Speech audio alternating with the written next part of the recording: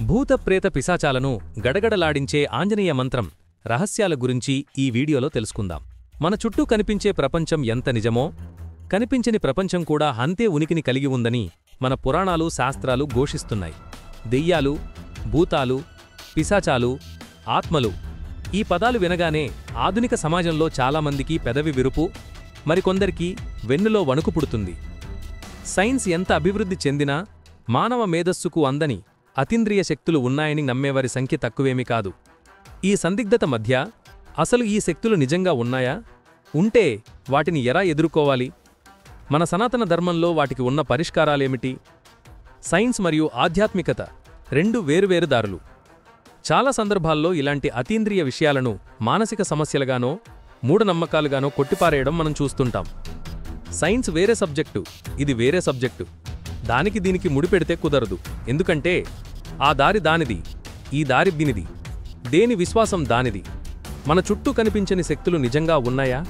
ఉంటే వాటిని ఎలా ఎదుర్కోవాలి? ఈ ప్రశ్నలకు ప్రముఖ శ్రీవిద్యా ఉపాసకులు తమ నిజ జీవిత అనుభవాలతో సమాధానమిచ్చారు. ఒకసారి ఒక సబిన్స్పెక్టర్ కోడలికి ఆరోగ్యం బాగాలేకపోతే ఆమెకు గంధర్వ గ్రహం పట్టిందని గుర్తించారు. ఆయన చిన్నప్పుడు ఏదో పూజ చేస్తుంటే ఆమెలోని ఆ శక్తి ఇంక చాలు బాబూ అని మాట్లాడిందట. అంటే ఆ సమయంలో ఆమె తన ఆధీనంలో లేదు, ఆ గ్రహమే ఆమె ద్వారా మాట్లాడింది.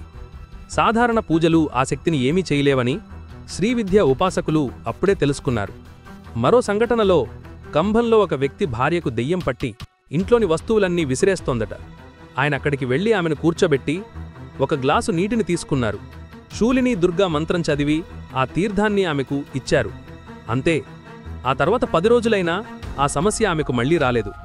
కొన్ని రకాల మంత్రాలకు, యంత్రాలకు దుష్టశక్తులు తలవంచుతాయని ఈ ఘటనలు నిరూపిస్తున్నాయి. ఆంజనేయస్వామి మంత్రానికి ఉన్న శక్తిని ఆయన అద్భుతంగా వర్ణించారు. హనుమంతుడి పేరు చెప్పితేనే దెయ్యాలు పారిపోతాయి. కాని అసలు అక్కడ ఏం జరుగుతుంది? శ్రీవిద్య ఉపాసకులు ఒక ప్రత్యేకమైన శ్లోకాన్ని సూచించారు. వందే వానర నారసింహ ఖగరాట్ క్రోడాస్వ వక్త్ర స్ఫుటం పీతాంబరాలంకృతం వాయుపుత్రం భజే.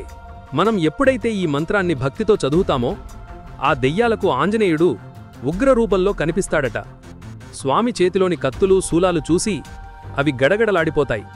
మనం శూలేన తాడయ తాడయ, శూలంతో కొట్టు, ఖడ్గేన ప్రహారయ, కత్తితో నరుకు అని చదువుతుంటే ఆ దెబ్బలు వాటికి నిజంగా తగులుతాయి. స్వామి మమ్మల్ని వదిలేయండి, వెళ్ళిపోతాం అని అవి కాళ్లావేళ్లా పడతాయని ఆయన తన అనుభవాలను పంచుకున్నారు. దెయ్యాలు ఎవరిని పట్టుకుంటాయి? దెయ్యాలు మనకు కనిపిస్తాయని చాలామంది అనుకుంటారు. కాని ఆయన ఆ అపోహను ఖండించారు. దెయ్యాలు లేదా ఆత్మలు గాలి రూపంలో ఉంటాయి. వాటికి శరీరం ఉండదు. మన శరీరంలో ఇప్పటికే ఒక ఆత్మ ఉంది కాబట్టి మరో ఆత్మ నేరుగా లోపలికి రాలేదు. అవి కేవలం మానసికంగా బలహీనంగా ఉన్నవారిని, ఎక్కువగా భయపడేవారిని మాత్రమే టార్గెట్ చేస్తాయి. భయస్థులు శ్మశానాలకు వెళ్తే ఆ భయమే ఆ శక్తులను ఆకర్షిస్తుంది. అందుకే అనవసరంగా శ్మశానాలకు వెళ్లొద్దని ఆయన హెచ్చరించారు. దేవుడి పూనకాలు నిజమేనా? ఊర్లలో వచ్చే దేవుడి పూనకాల గురించి కూడా శ్రీవిద్యా ఉపాసకులు క్లారిటీ ఇచ్చారు. సాక్షాత్తు దేవుడే మనిషి శరీరం మీదకు రాడు. భగవంతుడికి వేరే పనులు ఉండవా అని శ్రీవిద్యా ఉపాసకులు ప్రశ్నించారు. కేవలం దైవచింతనలో జీవితం గడిపిన సిద్ధుల ఆత్మలే అప్పుడప్పుడు కొందరిని ఆవహించి మహిమలు చూపిస్తాయి. అవి దేవుడు కాదు, దైవాంశం ఉన్న ఆత్మలు మాత్రమే. ఈ మాటలు వింటే మన సనాతన ధర్మం మీద, మంత్రశాస్త్రం మీద నమ్మకం పెరుగుతుంది. దెయ్యాలు ఉన్నాయా లేదా అనే తర్కం పక్కన పెడితే మనలోని భయాన్ని జయించడానికి హనుమనామస్మరణే సరైన మార్గం. బుద్ధిర్బలం యశో ధైర్యమన్నట్లు ఆంజనేయుణ్ణి నమ్ముకుంటే భయం పోతుంది, ధైర్యం వస్తుంది. గమనిక, ఇది కేవలం సమాచారం మాత్రమే. మీకు శారీరక, మానసిక సమస్యలు ఉంటే ముందుగా వైద్యుల్ని సంప్రదించండి.